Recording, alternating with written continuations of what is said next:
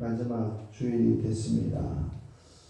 이제 명절 증후군이라고 하는 이제 시기가 딱 끝나는 한 주간이 되었습니다. 이제 일상의 회복, 정상적인 이제 시스템으로 복원해야 될 때를 바라보면서 오늘 9월의 마지막 주일 주님의 도우심을 경험하려면 어떤 사람이 되어야 할 것인가? 주의 도움을 바라면서 의지하는 사람은 어떤 사람, 어떤 결심이 있어야 되는가라는 말씀으로 잠시 말씀을 나누고자 합니다.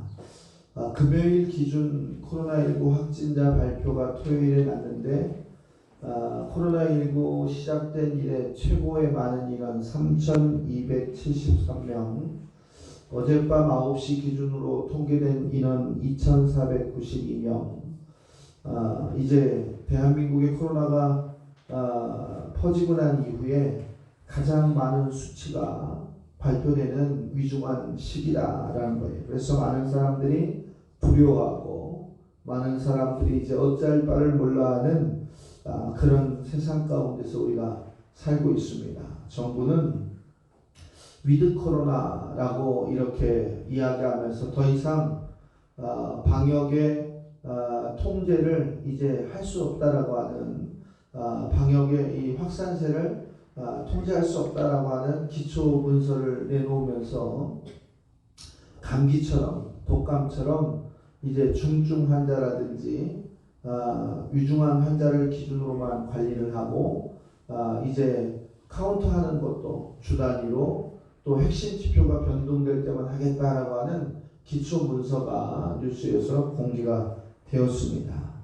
이 사이에 우리의 대한민국 국민들과 그리스도인들의 삶은 2년에 가까운 세상 가운데 살면서 메말라갔고 피폐해졌고 정서적으로나 신앙적으로나 경제적으로나 어느 것 하나 회복된 것 없는 이제 어두운 그림의 터널 같은 삶을 살았다고 하는 것이 통계의 수치입니다. 그래서 자영업자들, 중소기업자들, 그리고 이제 많은 직장인들이 두려움과 걱정과 근심 속에서 살아갔던 나를 생각하면서 이 귀중한 시간을 극복하려면 이 위중한 시대를 우리가 하나님의 도우심을 경험하고 살아가려고 한다면 어떠한 관점에서 우리가 세 가지를 결심하고 돌아갈 것인가 라는 것을 오늘 소개하고자 합니다.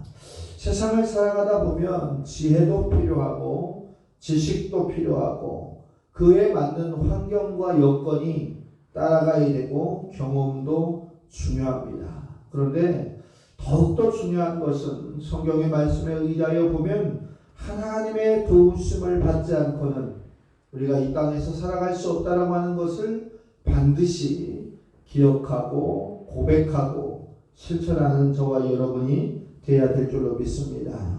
성경은 반드시 이야기하고 있어요. 말씀 속에 하나님의 통치가 있고 하나님의 말씀 속에 섭리가 있고 하나님의 말씀 속에 역사하심의 기준이 있고 답이 있다는 사실을 가르쳐주고 있어요. 그렇기 때문에 우리는 하나님의 말씀을 읽고 말씀을 듣고 말씀을 지키며 살아갈 때 하나님이 우리에게 허락하신 섭리를 하나님이 우리에게 주시는 역사를 깨닫고 살아갈 수 있다는 사실을 기억하고 고백해야 됩니다. 성경은 하나님을 주 여호와라고 이렇게 부르고 있어요. 그것은 소유자, 그것은 나를 지배하는 전능하신 이라라는 거예요. 내 소유가 하나님께 있고 나를 지배하시는 분이 하나님이시다는 사실을 우리가 고백한다면 하나님 앞에서 살아가는 우리의 모습이 그리 두려움 속에서 살아갈 것은 없다라는 거예요. 일생을 하나님의 도우심을 통하여 살아가는 저와 여러분이 되시기를 주의 이름으로 축복합니다. 하나님이 모든 사건과 사건을 개입하시고 하나님이 우리의 생활과 모든 과정 가운데서 개입하시는 도움자로서 살아가시기를 축복합니다. 오늘 본문의 말씀을 통해서 어떻게 하면 하나님의 도우심을 받고 사는 365일 매일 매 순간을 하나님의 도우심을 받고 살아가는 사람이 될 것인가를 세 가지를 소개하고 있는데 첫 번째는 기도하는 사람이다라는 거예요.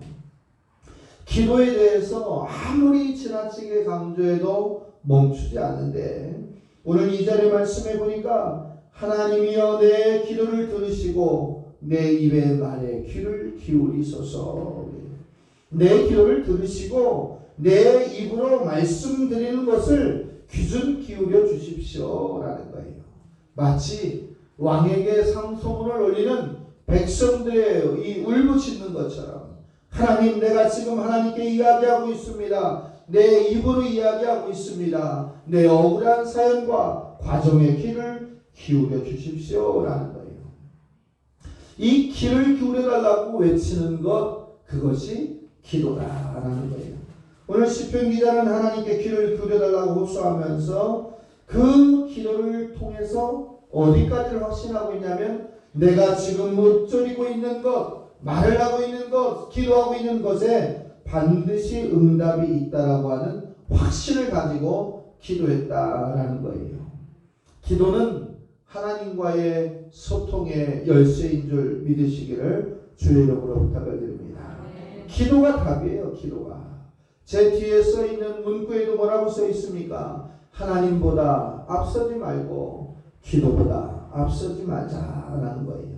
하나님께서 약속하신 그 약속을 확인해주고 회신해주고 그리고 우리로 알게 해주시는 것, 그것 또한 기도다라는 거예요. 그래서 기도는 일방적인 것이 아니라 주고받는 거예요. 커뮤니케이션입니다. 소통하는 거예요. 교통하는 것이다 라고 하는 거예요. 시편 46편 5절의 말씀에도 보면 하나님이 그의 성중에 계심에 성이 흔들리지 아니할 것이라 새벽에 하나님이 도우시리라 라는 거예요. 저는 이 연휴를 지나가면서 이제는 연휴의 시작, 대한민국에서 중요하고 바쁜 모든 행사는 다 끝났다라고 생각을 하면서 시편 46편 5절의 말씀처럼 새벽에 하나님의 도우심을 받고자 하는 사람들, 새벽에 하나님의 도우심을 받고자 하는 사람들은 기도의 눈을 떠야 된다라고 오늘 강조하고 싶습니다. 우리가 지금 기도의 눈이 뜨여져 있는가? 시간과 과정과 위중한 시간마다 기도의 힘을 뜨고 있는가? 그러면 우리의 기도는 어떻게 기도하고 있는가라는 거예요. 죽을 힘을 다해서 그리고 있는 정성을 다해서 내 시간을 나누어 가면서 기도하는 것이다 라는 거예요. 그 대표적인 우리 상황의 현단이 우리의 새벽 기도에 있습니다. 코로나19의 모든 방역 기축에서 유일하게 우리가 자유롭게 모일 수 있는 새벽의 시간은 아직도 빈 공간이 많이 있다라는 거예요. 그 시간 여러분은 무엇을 하고 있느냐라는 거예요. 눈을 감고 계십니까? 눈을 떠야 되는 줄로 믿습니다. 이제 똑같은 24시간을 살아가면서 똑같은 직장 생활을 하면서 눈을 떠야 될 시간이 이제는 가까워왔다라는 거예요. 하루의 일과의 시작 전에도 기도가 필요하고 하루의 일과의 마침에도 기도가 필요하고 하루의 진행 속에서도 우리의 기도가 필요하다라는 거예요. 24시간의 희노애락이 기도로 시작해서 기도로 끝날 때 하나님은 새벽을 통해서 너에게 도움을 주시겠다라고 이렇게 이야기합니다. 대학생 선교회를 창립하셨던 김준곤 박사님은 이렇게 얘기했어요. 새벽 기도는 보석 중의 보석이요, 핵폭탄보다 강한 역사를 일으키는 하나님의 은혜다. 사랑하는 성도 여러분, 보석보다 귀한 것이 새벽 기도요, 또 핵폭탄을 무너뜨릴 만큼 큰 힘을 가질 수 있는 것이 새벽의 기도다라는 거예요. 즉 뭐냐? 보석보다 더 귀하게, 핵폭탄보다 더 강하게 하나님의 은혜의 역사를 체험할 수 있는 가장 1:1의 시간, 가장 첫 시간, 가장 소중한 시간을 통해서 그 시간에 역사하시는 하나님을 만날 수 있다고 하는 것이 새벽의 기도요, 우리의 기도라는 사실을 기억하면서 하나님께 기도하고 하나님의 도우심을 구하고 어려운 세상과 환난과 풍파많은 이 세상 가운데서 기도하는 시간, 새벽의 기도를 통해서 출발하는 시간, 예배당에 오지 못하는 시간이면 그 시간을 정해놓고 집에서 무릎을 꿇고 기도하는 그 시간을 확보하는 저와 여러분 되시기를 주의 이름으로 부탁을 드립니다. 기도는 하나님이 도우시는 손길의 확증이요 능력이라는 사실을 반드시 기억하시기를 주의 이름으로 부탁을 드립니다. 시편 145편 18절의 말씀에 보면 여호와께서는 자기에게 간구하는 모든 자, 곧 진실하게 간구하는 모든 자에게 가까이 하신다. 그래요. 주님을 부르는 모든 사람에게 가까이 하신다라는 이야기가 하나님은 자신을 부르는 모든 인생들을 기뻐하시고 부르는 그들과 가까이 하시기를 즐겨하신다라는 거예요. 그러면 여러분은 하나님과 가까이 할 수 있는 준비가 되어져 있는가? 하나님과 함께 앉아있고 너불고 생활할 수 있는 마음의 준비와 영적인 준비가 지금 되어져 있는가라는 거예요. 하나님과 가까이 하는 방법은 뭡니까? 기도입니다. 숨을 통해서 영적인 교제를 통해서 그분의 뜻을 알고 메시지를 알고 들어 깨닫는 거예요. 나를 통해서 응답할 수도 있지만 주변의 환경을 통해서 또 성도들을 통해서 상황을 통해서 하나님은 응답하실 때 그 응답을 우리가 깨달을 수가 있다라는 거예요. 예레미야 33장 3절의 말씀을 보면 너는 내게 부르짖으라.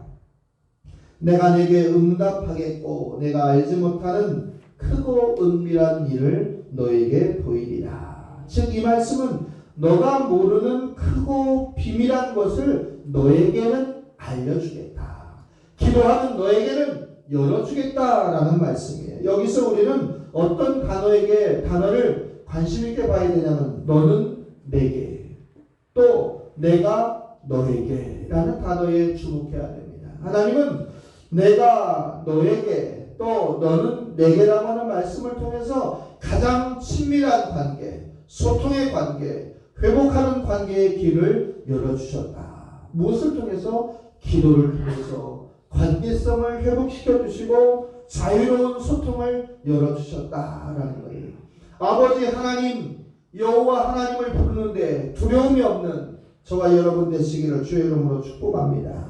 어떤 상황 속에서도 하나님을 부르시는 것 그것이 관계 회복의 기준이요 기도의 열매의 시작이라는 사실을 가져야 됩니다. 하나님의 위로하심이 있을 때 우리에게는 소망이 있습니다. 하나님이 개입하실 때 우리에게는 능력이 있고 일어설 수 있는 힘이 있습니다. 사랑하는 성도 여러분, 세상의 모든 것과는 단절해도 우리는 살 수 있어요. 무인도에 가서도 또 외딴 나라에 가서도 나 혼자 살고 있는 격리 지역에서 혼자 가서 살 수도 있지만 절대로 끊어지면 안 되는 것 하나님과의 관계는 끊어지면 안 된다는 사실을 기억하시기를 주의 이름으로 부탁을 드립니다. 시편 50편 15절의 말씀에 보면 환난 날에 나를 부르라 내가 너를 건지리라 내가 너를 영화롭게 하리라. 그래서 건지시는 하나님 영화롭게 하시는 하나님이 지금 저와 여러분의 아버지 하나님이신 줄 믿으시기를 주의 이름으로 축복합니다. 두 번째로 보면 기도하는 자에게 하나님은 또 의지하는 자에게 하나님은 도우심을 허락하신다. 오늘 4절의 말씀에 보니까 하나님은 나를 돕는 이시며 주께서는 내 생명을 붙들어 주시는 이십니다. 그랬어요.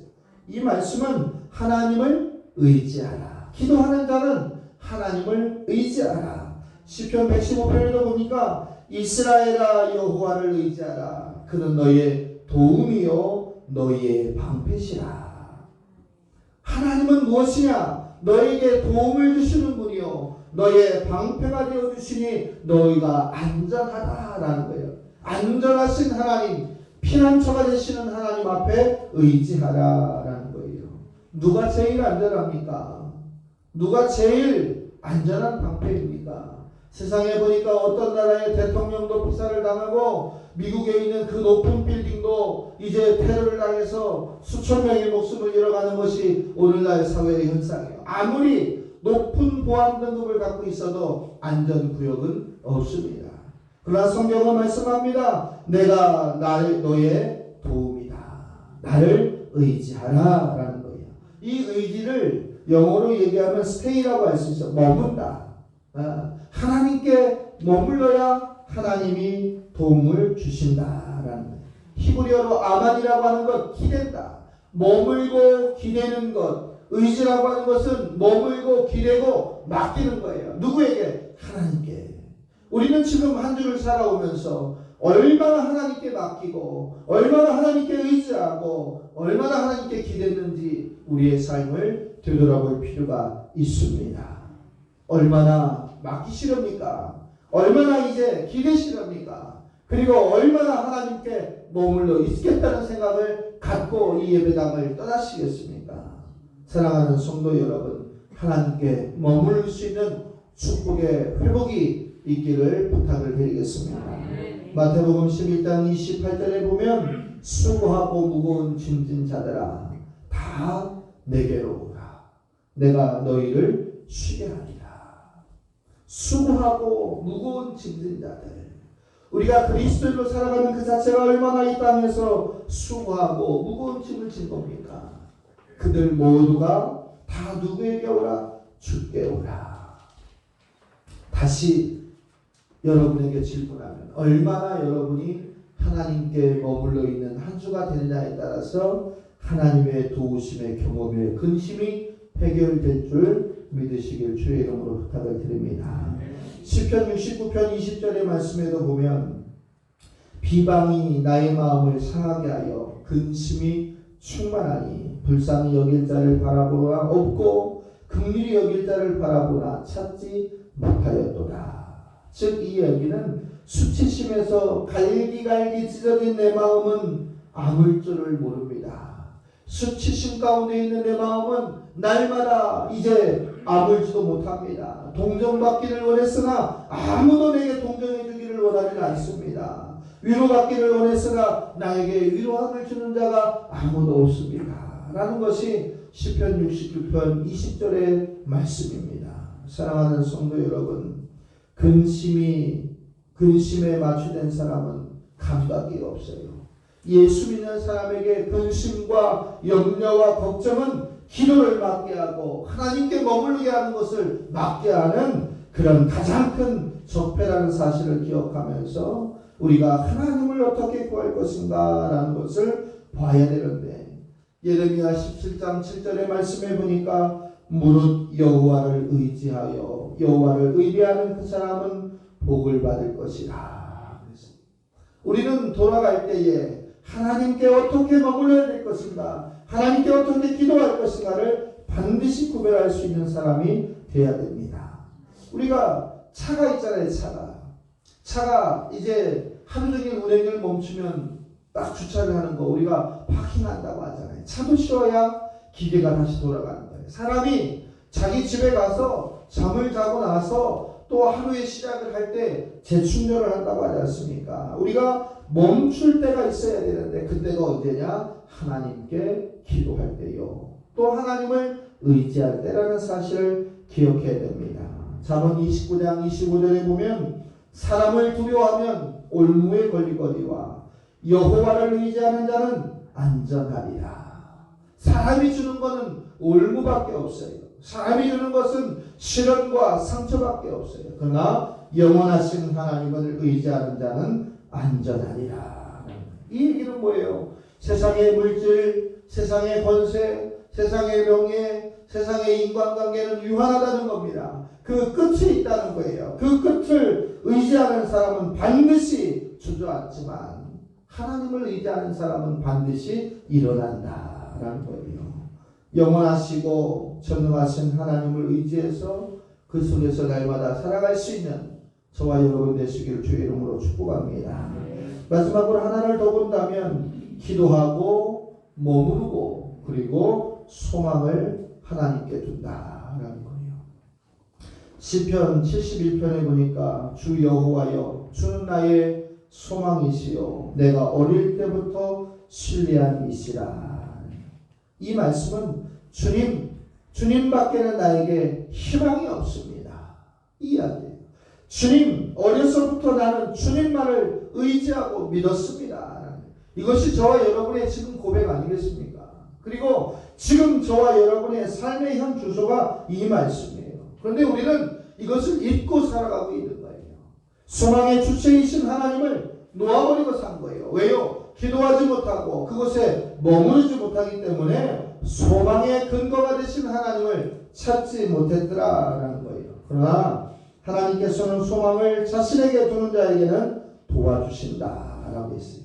기독교의 중요한 본질과 핵심 단어가 있는데 그것은 믿음과 소망과 사랑이다. 고린도서의 말씀의 기준으로 보면 이 중에 어떠한 것도 버릴 것이 없고 버려져서도 안 됩니다. 그런데 믿음이 부유해지고 사랑도 부유해지고 소망도 부유해지지만 하나가 더 중요한 것을 오늘의 주제에 맞게 찾는다고 한다면 소망을 잊어버리면 안 된다. 소망이 없는 자, 꿈이 없는 자는 반드시 주저앉을 수밖에 없기 때문에 그렇다라는 거예요.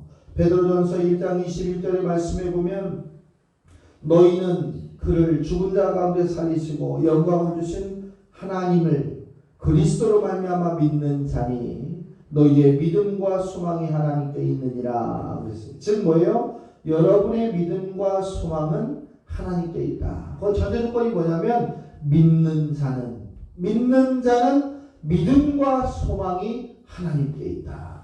저와 여러분의 소망이 하나님께 있는 고백의 날 되시기를 주의 이름으로 축복합니다. 말씀을 정리하겠습니다. 예수를 믿는 우리는 소망이 하나님께 있습니다. 기도할 수 있고 기댈 수 있고 머무를 수 있고 소망이 하나님께 있습니다.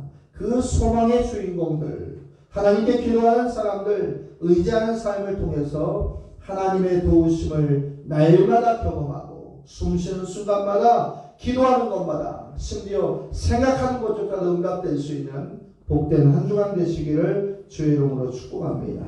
기도하겠습니다. 야곱의 하나님을